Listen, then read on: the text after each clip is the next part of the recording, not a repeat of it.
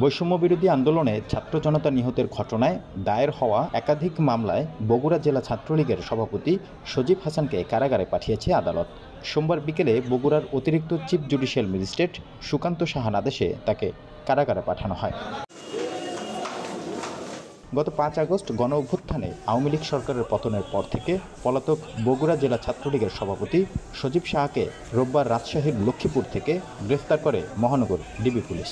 আজ সকালে 5টি হত্যা মামলায় অভিযুক্ত সজীব সাহাকে পুলিশের কড়া নিরাপত্তায় বুলেট প্রুফ জ্যাকেট ও হেলমেট পরিয়ে আদালতে নেওয়া হয়। পরে বিকেলে বিচারক তাকে কারাগারে পাঠানোর নির্দেশ দেয়।